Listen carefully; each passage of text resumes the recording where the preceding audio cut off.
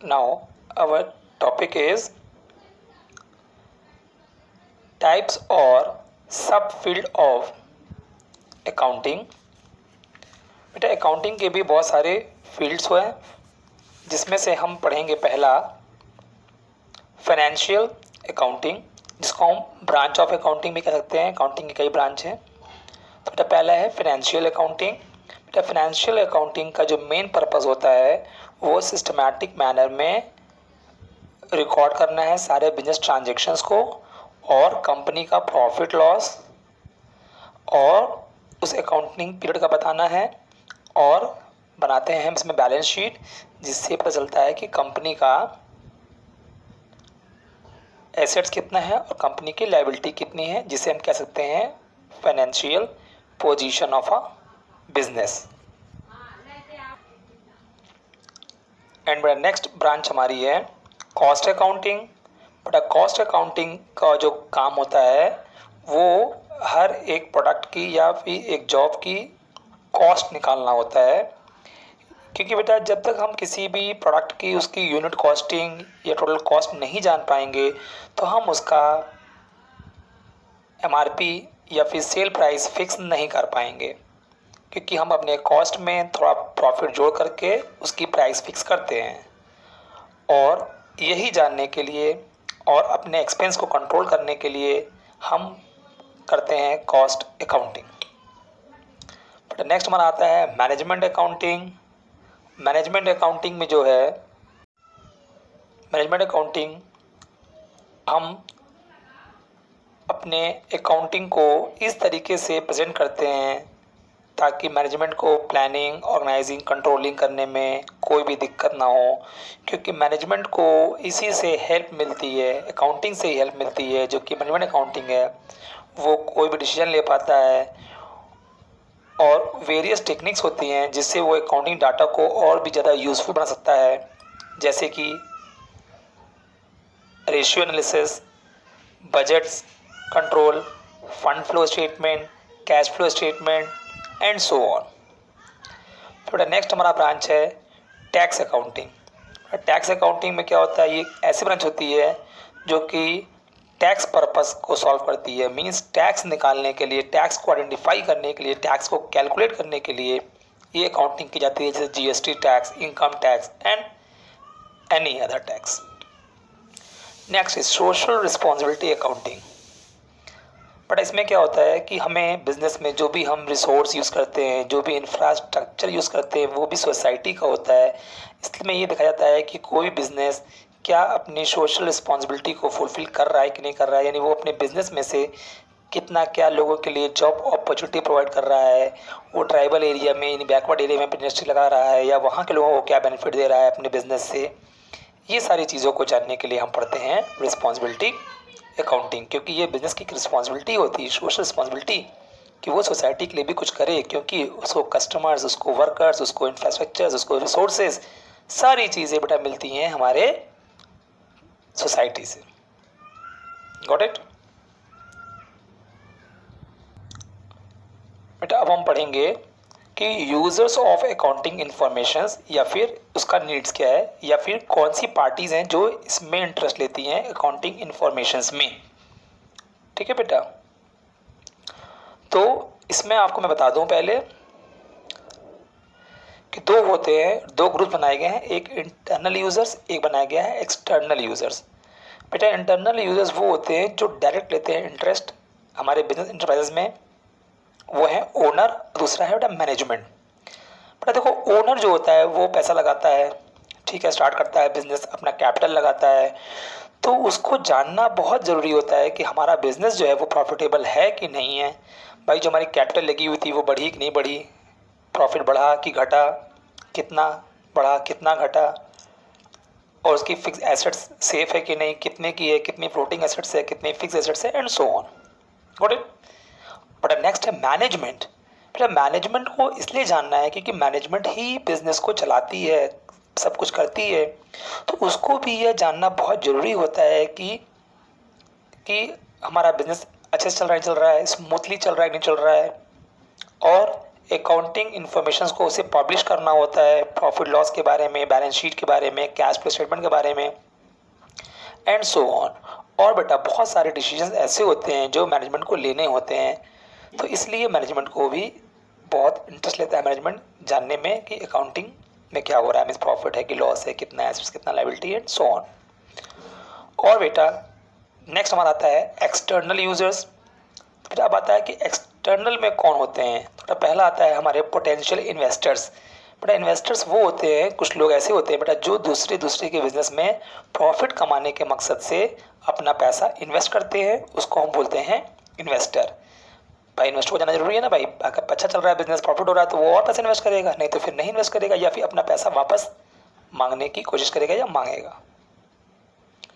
Next बेटा हमारा आता है शॉर्ट टर्म क्रेडिटर्स। बेटा शॉर्ट टर्म क्रेडिटर्स वो होते हैं जो हमें कुछ समय के लिए रॉ मटेरियल्स उधार देते हैं। भाई वो भी देख रहे हैं अगर बिजनेस अच्छा चल रहा है, अच्छा टर्नओवर है बिजनेस का, अच्छा सेल है, तो वो भी सामान हमको उधार देना चाहेगा और देता रहेगा, और नहीं तो वो अभी रोक लगा देगा या कम से कम समय के लिए हमें रॉ मटेरियल्स उधार में प्रोवाइड करवाएगा।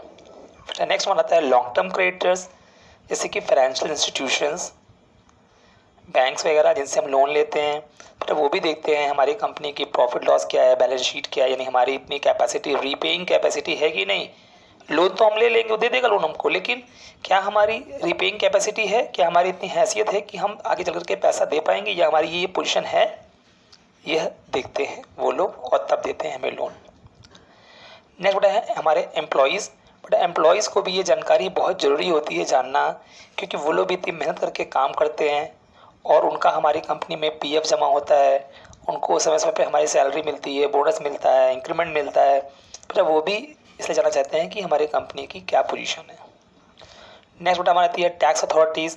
टैक्स अथॉरिटी इसलिए जानना चाहती है बेटा क्योंकि वो भी हमारे सेल से, हमारे इनकम के हिसाब से टैक्स लेती है, तो उसको भी ये जानना बहुत ज़रूरी है कि हमारी कंपनी की सेल कितनी है, या कितना प्रोडक्शन है, या कितना हमारा इनकम है एंड सो ऑन।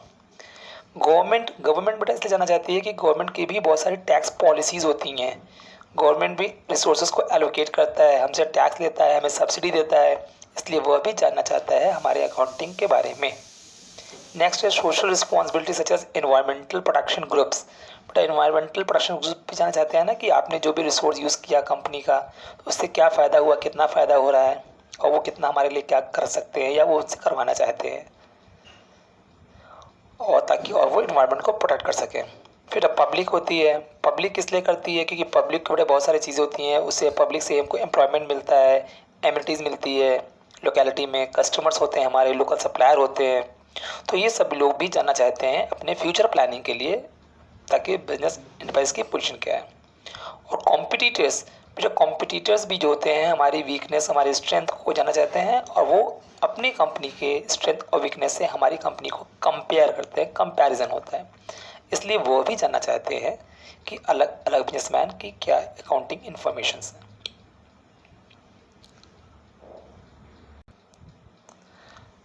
बेटा now next topic is advantages और यूजेस ऑफ अकाउंटिंग। बेटा हम पढ़ेंगे कि अकाउंटिंग का क्या यूज़ है।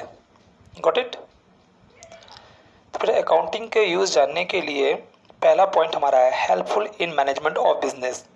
बेटा management needs a lot of information for the efficient running of business. वो सारी क्या इन्फॉर्मेशन होती है, उनको क्यों चाहिए होती है सारी इन्फॉर्मेशन।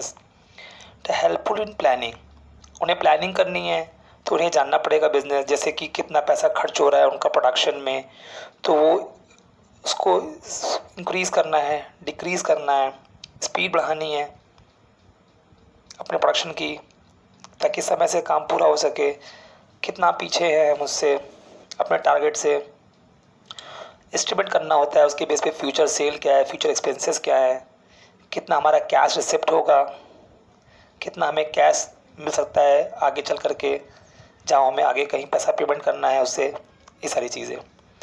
नेक्स्ट बेटा हमारा हेल्पफुल इन डिसीजन मेकिंग।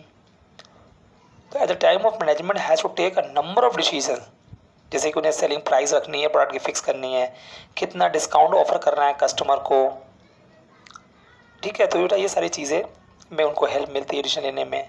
फिर कंट्रोलिंग, उन्हें करना है कॉस्ट कंट्रोल, अलग अलग डिपार्टमेंट्स में कितने पैसे खर्च हो रहे हैं वो देखना है, उसको सेव भी करना होता है कि ज़्यादा पैसा खर्च ना हो, कंट्रोल करना है उनको। ठीक है बेटा, तो ये सारी चीज़ें होती हैं। और अब नेक्स्ट पॉइंट हमारा है provides complete and systematic record. बेटा बिजनेस ट्रांजेक्शन में क्या होता है, बहुत बड़ा होता है बिजनेस हमारा, बहुत सारे ट्रांजेक्शन्स होते हैं और हर ट्रांजेक्शन्स को हम याद नहीं रख सकते हैं, इसलिए उसको हमें एक प्रॉपर फॉर्मेट में लिखना होता है, ट्रांजेक्शन्स को रिकॉर्ड करना होता है, समराइज करना होता है और अपने बिजनेस एंटिटी की ट्रू पिक्चर शो करनी होती है, एक सच्चाई क्या है प्रॉफिट लॉस के बारे में। नेक्स्ट बेटा बोला भी है third point, information regarding profit और लॉस। आई टोल्ड यू कि नेट रिजल्ट बिजनेस का जानने की ज़रूरत होती है हमको, साल के अंत में प्रॉफिट है कि लॉस है हमारे बिजनेस का। तो बेटा वो जब तक हम प्रॉफिट लॉस अकाउंट नहीं बनाएंगे साल के एंड में तो हमें नहीं पता चल पाएगा प्रॉफिट लॉस कितना है। इससे ये यूज़ होता है, हमें पता चल जाता है प्रॉफिट या लॉस कितना है बिजनेस का। फिर फोर्थ पॉइंट बेटा हमारा है information regarding financial position. I told you कि बैलेंस शीट बनती है at the end of the year जिसमें एसेट्स और लायबिलिटी लिखी होती है, जिससे हमको पता चल पाता है कि हमारे बिजनेस में कितने रुपए की एसेट्स है और कितने रुपए की हमारी लायबिलिटीज़ है। फिर नेक्स्ट है एनेबल कंपैरेटिव स्टडी। बेटा जब हम हर साल अकाउंटिंग करेंगे तभी हम एक साल से दूसरे साल को कंपेयर कर पाएंगे कि लास्ट ईयर से इस ईयर हमारा प्रॉफिट है कि लॉस है, अगर प्रॉफिट है तो कितना बढ़ा कितना घटा एंड सो ऑन। नेक्स्ट आता है हमारा असेसमेंट एंड टैक्स लायबिलिटी। मैंने बताया था बेटा टैक्स अकाउंटिंग होती है जिससे पता चलता है हमारा टैक्स कितना है, अगर अकाउंटिंग नहीं करेंगे तो हम ये जान नहीं पाएंगे कि हमें कितना टैक्स डिपॉजिट करना है। फिर नेक्स्ट है हमारा एविडेंस इन लीगल मैटर्स। बेटा कभी भी कोई लीगल मैटर हो जाता है, मीन्स कोई बोल दिया कि हमने पैसा दिया है आपको, आपने लिखा नहीं, तो वो हमें प्रूफ दिखाएगा, या हमने लिया है तो हम प्रूफ दिखाएंगे, हमने पेमेंट किया तो हम प्रूफ शो करेंगे, उसका सारा वाउचर डॉक्यूमेंट्स बनते हैं। ठीक है बेटा, तो वो लीगल प्रोसीडिंग के में भी काम आता है। अगर हमारे पास कोई भी हिसाब नहीं है किसी चीज़ का तो हम वो साबित नहीं कर पाएंगे कि पैसे हमको मिले हैं कि नहीं मिले हैं, हमने पेमेंट किया है कि नहीं किया एंड सो ऑन। तो बेटा कोर्ट में भी हमारे अकाउंटिंग बुक्स वहाँ पे शो करते हैं एज ए एविडेंस प्रूफ के तौर पे। फिर बेटा फैसिलिटेट सेल ऑफ बिजनेस। अगर हमें अपना बिजनेस बेचना है, बेटा हर बिजनेसमैन ये बोलता है कि मेरा बहुत अच्छा बिजनेस है, मेरी मजबूरी है, मैं बेच रहा हूँ, लेकिन ऐसे कहने से कोई नहीं मानेगा। बेटा कैसे मानेगा? उनकी बुक ऑफ अकाउंट देख करके। हाँ भाई देखो कई साल चल रहा है बिजनेस, ठीक है सही है, प्रॉफिट हो रहा है, हाँ भाई ठीक है, बुक ऑफ अकाउंट में शो हो रहा है सही है, तो वो आसानी से अपने बिजनेस को बेच सकता है। फिर बेटा आती है बात facilitates in raising loan. But अगर हमें बैंक से लोन चाहिए तो हर आदमी जाके बोलेगा बैंक मैनेजर से, भैया हमारा बहुत अच्छा चल रहा है बिजनेस, हमको 10 लाख का लोन दे दीजिए आप। लेकिन बैंक भी कैसे दे देगा लोन भाई? दे तो देगा आपको, आपकी क्या पोजीशन है, क्या आप पैसा फ्यूचर में पे कर पाओगे नहीं पे कर पाओगे। तो ये सारी बातें बेटा आपके बुक ऑफ अकाउंट से ही साबित होती है कि आपकी कितनी सेल है, कितने का स्टॉक है, कितने के एसेट्स है, नहीं आपकी रीपेइंग कैपेसिटी कितनी है, यानी कि आप क्या फ्यूचर में पैसा देने लायक हो कि नहीं हो। ऐसा तो नहीं पैसा डूब जाएगा बैंक का, बैंक जब तक ये तसल्ली नहीं कर लेगा तब तक आपको लोन नहीं देगा। फिर बेटा आता है हेल्पफुल इन पार्टनरशिप अकाउंटिंग। अब मान लीजिए हम 2 पार्टनर हैं, पैसे कौन रख रहा है कितना खर्च कर रहा है कुछ पता नहीं, लेकिन कोई बात नहीं बेटा अकाउंटिंग है तो हिसाब बना हुआ है, तो हमें भी एक दूसरे में विश्वास रहेगा, कोई दिक्कत नहीं, क्योंकि हर चीज़ लिखी हुई है, हर चीज़ रिकॉर्ड है। ठीक है।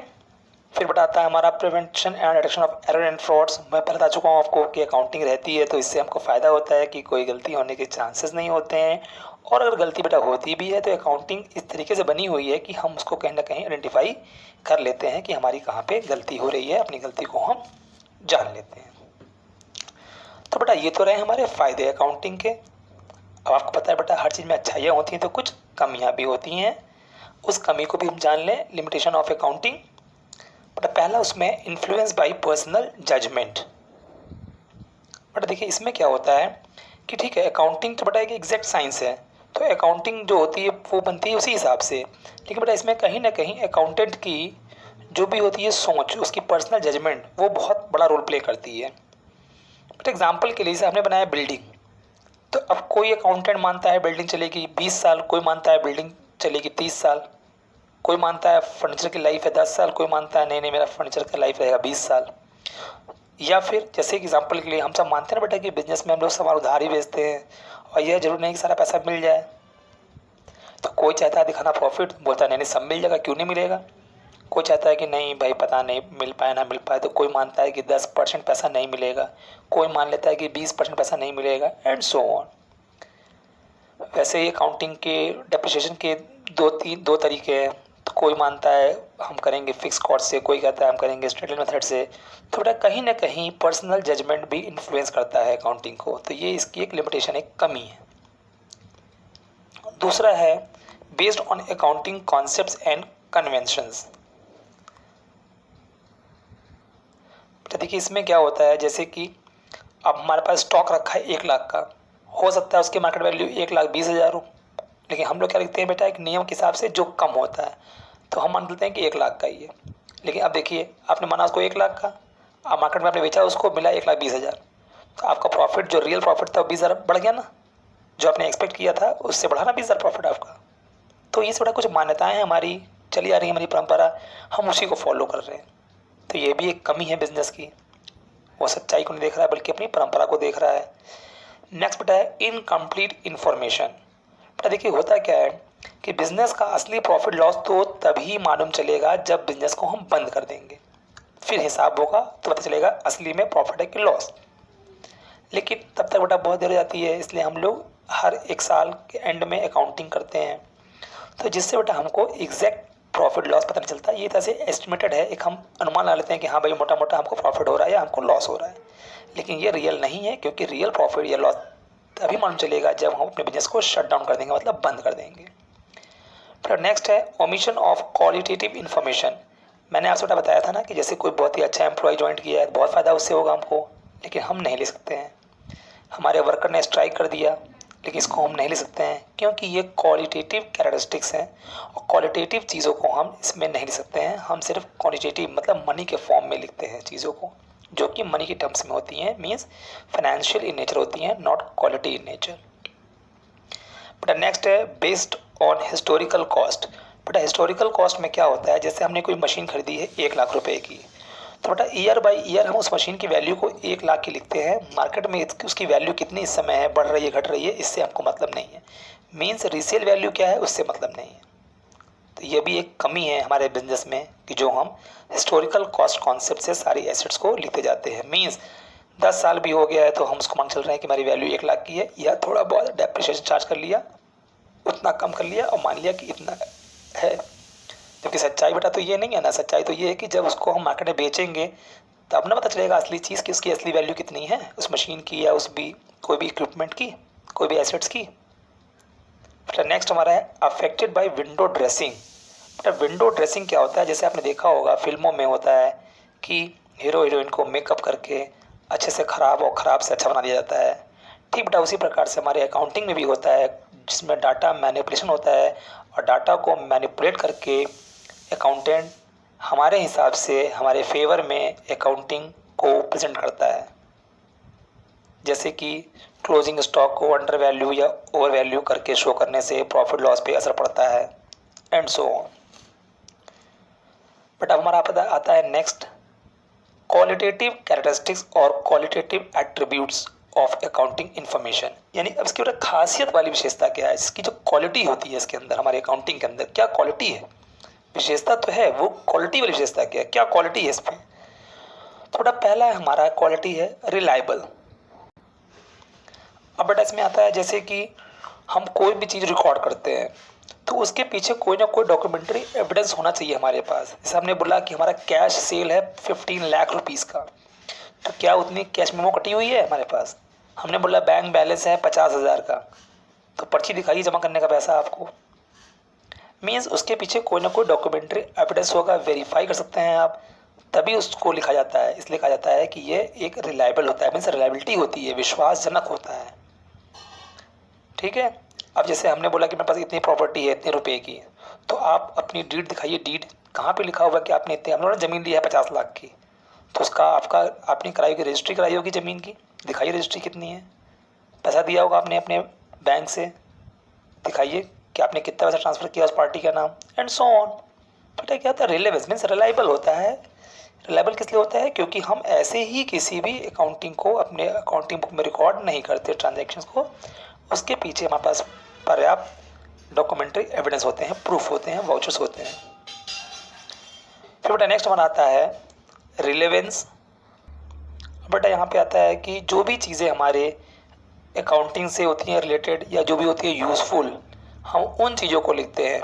जो इरेलीवेंट है, जो हमारे काम की नहीं है, जो बहुत ज़्यादा इफेक्ट नहीं कर रही बिजनेस को, उस चीज़ों को हम नहीं लिखते हैं। जैसे कि for example rate of dividend, यानी शेयर होल्डर को मिलता है फ़ायदा, वो हम लिखते हैं किस लिए, ताकि इसी से हमारे इन्वेस्टर लोग को पता चलता है कि नेक्स्ट ईयर कितना मिलेगा हमको डिविडेंड। और हम इसे लिखते हैं टोटल वैल्यू ऑफ डेटर्स, यानी कि हमको कुल 10 लाख रुपए लेना है जिसको हमने उधार सामान बेचा है। अब वो कितने लोग हैं, 10 लोग हैं, 5 लोग हैं, 20 लोग हैं, इससे मतलब नहीं बेटा ना, लेकिन कितना रुपए लेना है हमको ये मतलब है। अब से बैंक बैलेंस मेरा 50,000 है, इससे मतलब है कितना जमा किए थे, कितना निकाले, कब निकाले, ठीक है, एक मोटा मोटा हमें चल गया कितना है। जैसे कितना हमें देना है लोगों को, कितना हमें लोगों को देना है, पेमेंट करना है, आउटसाइड लायबिलिटी हमारी कितनी है। हमने सामान उधार लिया रमेश से, सुरेश से, हरीश से, सतीश से, ठीक है, जिससे भी लिया है देना तो पड़ेगा ही, चाहे हरीश हो चाहे सतीश हो। तो कुल कितना देना है, कुल देना है 2 लाख रुपीज़, टोटल देना है 5 लाख रुपीज़। बेटा हमें इससे मतलब है, गॉट इट। वो नंबर में कितने हैं वो उतना मैटर नहीं रखता हमारे लिए। तो ये होता है हमारा रिलेवेंस।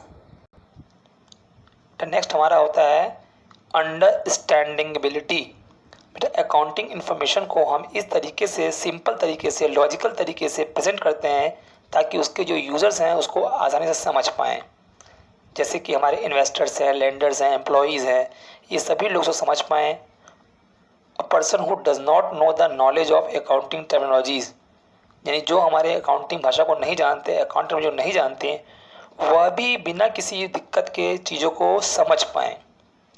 तो उसके लिए बेटा क्या होता है, एक एक्सप्लेनेटरी नोट्स या इन्फॉर्मेशंस प्रोवाइड की जाती है। जनरल टॉपिक को इंक्लूड किया जाता है, जैसे कि डेप्रिसिएशन है, उसका मेथड क्या लगाया गया है, कंटिजेंट लायबिलिटी कितनी है, रिजर्व है, उस चीज़ों पे कमेंट किया जाता है ताकि जो इन सब चीज़ों को नहीं जानते हैं वह भी उसको आसानी से समझ पाएँ और उस अकाउंटिंग इन्फॉर्मेशन को अपने हिसाब से यूज़ कर पाएँ। फिर बेटा नेक्स्ट आता है हमारा कंपेरेबिलिटी। बेटा मैंने पहले बताया आपको कि हम हर साल अकाउंटिंग करते हैं, तो जब हर साल अकाउंटिंग करेंगे तो उसी से हम कंपेयर कर पाते हैं कि लास्ट ईयर से इस ईयर हमारा सेल बढ़ा है कि घटा है, बढ़ा है तो कितना बढ़ा है और घटा है तो कितना घटा है, वैसे प्रॉफिट बढ़ रहा है कि घट रहा है, बढ़ रहा है तो कितना बढ़ रहा है, एंड सो ऑन। कंपेयर करना ईजी होता है और हम अकाउंटिंग को इस तरीके से इसलिए बनाया जाता है, इसका पर्पज़ ये होता है कि ये कंपेयर करने में हेल्प करता है।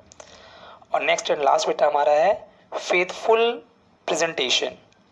बेटा इसमें क्या होता है कि financial statements are required to show a true and fair view of profitability, financial position and cash flow of an enterprise prices. Application of appropriation accounting standards normally result in financial statement portraying true and fair view of information about enterprises। यानी बेटा इसमें क्या है कि कोई भी पक्षपात या भेदभाव करके नहीं बनाया जाता है, ये फ्री फ्रॉम बायस होता है, इसलिए ये बहुत ही विश्वासजनक होता है सभी के लिए और सभी लोग इसको मान सकते हैं या मानते हैं क्योंकि इसमें विश्वास करने की पूरी पॉइंट्स मौजूद हैं, जिससे हम ये नहीं कह सकते कि ये कहीं गलती है। जिससे बताया आपको कि हर चीज़ के पीछे कोई ना कोई डॉक्यूमेंट्री एविडेंस होगा तभी हम लिखते हैं, वेरीफाई करते हैं तभी लिखते हैं, नहीं तो नहीं लिखते। इसीलिए इन सभी कारणों से अकाउंटिंग पे सभी का विश्वास होता है और सभी लोग उसको मानते हैं। Okay, now it's over of chapter first. I hope you all will enjoyed, all of you subscribe my channel. Thank you once again and all the best for your future and in commerce world.